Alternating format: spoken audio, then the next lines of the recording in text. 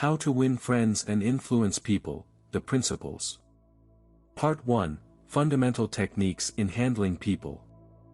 Principle 1, Don't criticize, condemn or complain.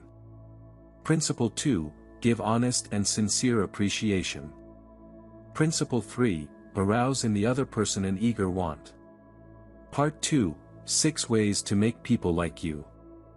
Principle 1, Become genuinely interested in other people. Principle 2, Smile. Principle 3, Remember that a person's name is to that person the sweetest and most important sound in any language. Principle 4, Be a good listener. Principle 5, Talk in terms of the other person's interests.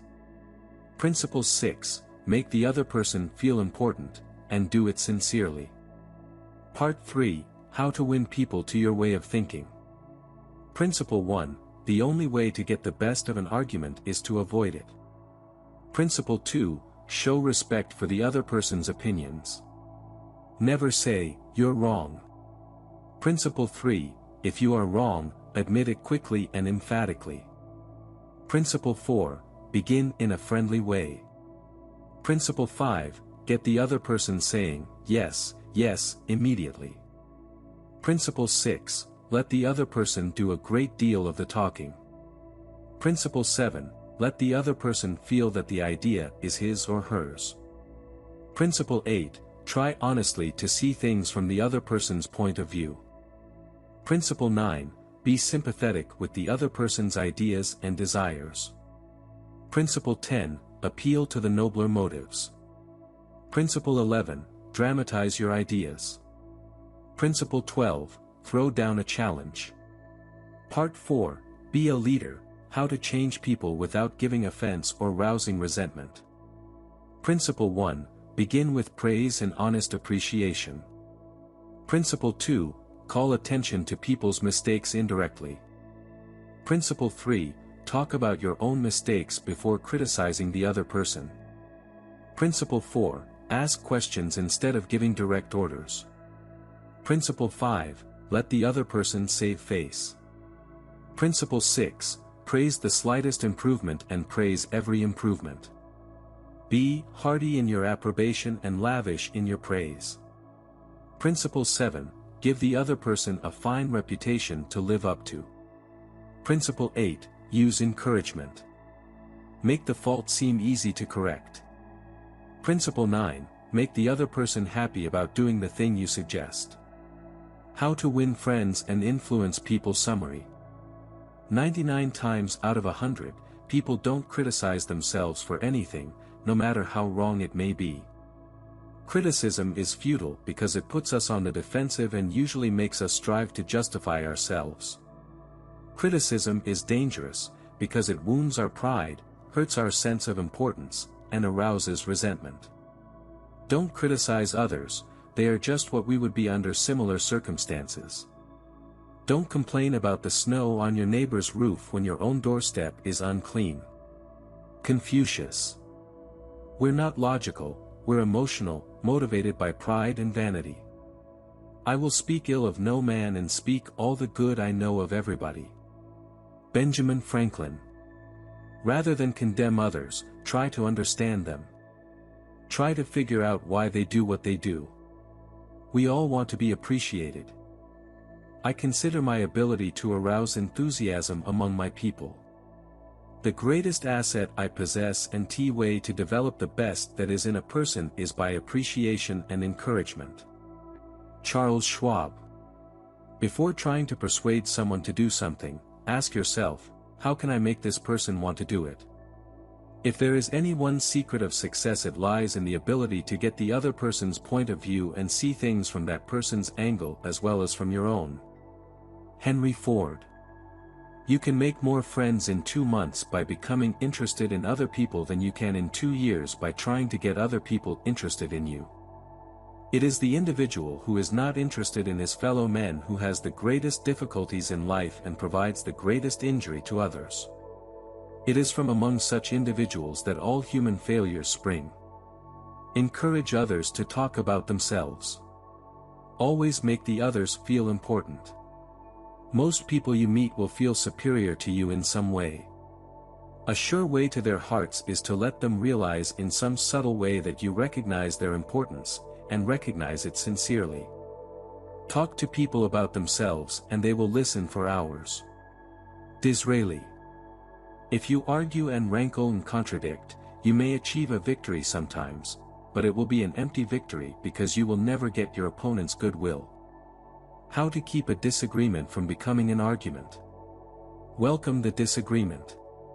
Distrust your first instinctive impression. Control your temper. Listen first. Look for areas of agreement. Be honest. Promise to think over your opponent's ideas and study them carefully. Thank your opponent sincerely for their interest. Postpone action to give both sides time to think through the problem. There's magic, positive magic, in such phrases as, "I may be wrong. I frequently am." Let's examine the facts. Don't argue with your customer or your spouse or your adversary. Don't tell them they are wrong. Don't get them stirred up. Use a little diplomacy. If we know we are going to be rebuked anyhow, isn't it far better to beat the other person to it and do it ourselves? Say about yourself all the derogatory things you know the other person is thinking or wants to say or intends to say, and say them before that person has a chance to say them. When you're right, try to win people gently and tactfully to your way of thinking.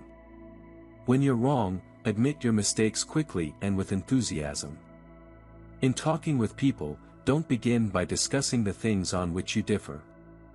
Begin by emphasizing, and keep on emphasizing, the things on which you agree. Keep emphasizing, if possible, that you are both striving for the same end and that your only difference is one of method and not of purpose. Get the other person saying, yes, yes at the outset. Keep your opponent, if possible, from saying no. Remember that other people may be totally wrong. But they don't think so. Don't condemn them. Any fool can do that. Try to understand them. Only wise, tolerant, exceptional people even try to do that. If, as a result of reading this book, you get only one thing, an increased tendency to think always in terms of the other person's point of view, and see things from that person's angle as well as your own, if you get only that one thing from this book, it may easily prove to be one of the stepping stones of your career. How to stop arguments, eliminate ill feeling, create goodwill, and make the other person listen attentively. I don't blame you one iota for feeling as you do. If I were you, I would undoubtedly feel just as you do. 3/4 of the people you will ever meet are hungering and thirsting for sympathy. Give it to them, and they will love you. It's always easier to listen to unpleasant things after we have heard some praise of our good points. Calling attention to one's mistakes indirectly works wonders with sensitive people who may resent bitterly any direct criticism. It isn't nearly so difficult to listen to a recital of your faults if the person criticizing begins by humbly admitting that he, too, is far from impeccable. Admitting one's own mistakes, even when one hasn't corrected them, can help convince somebody to change his behavior. People are more likely to accept an order if they have had a part in the decision that caused the order to be issued. Everybody likes to be praised, but when praise is specific, it comes across as sincere, not something the other person may be saying just to make one feel good. If you want to improve a person in a certain aspect, act as though that particular trait were already one of his or her outstanding characteristics. Tell your child, your spouse, or your employee that he or she is stupid or dumb at a certain thing, has no gift for it and is doing it all wrong, and you have destroyed almost every incentive to try to improve. But use the opposite technique, be liberal with your encouragement, make the thing seem easy to do, let the other person know that you have faith in his ability to do it, that he has an undeveloped flair for it, and he will practice until the dawn comes in the window in order to excel. Always make the other person happy about doing the thing you suggest.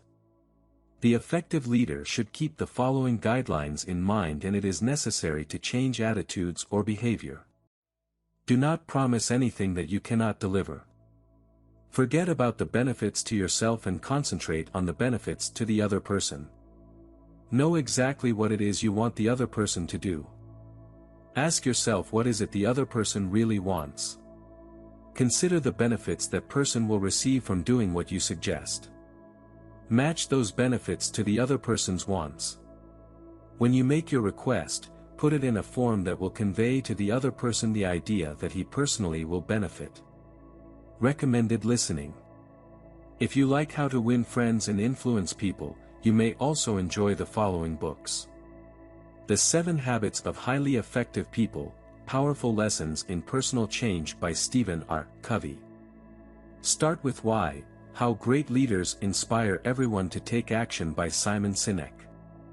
To Sell is Human, The Surprising Truth About Persuading, Convincing, and Influencing Others by Daniel H. Pink. Thanks for listening. Please subscribe to the channel to receive the latest notifications. See you soon.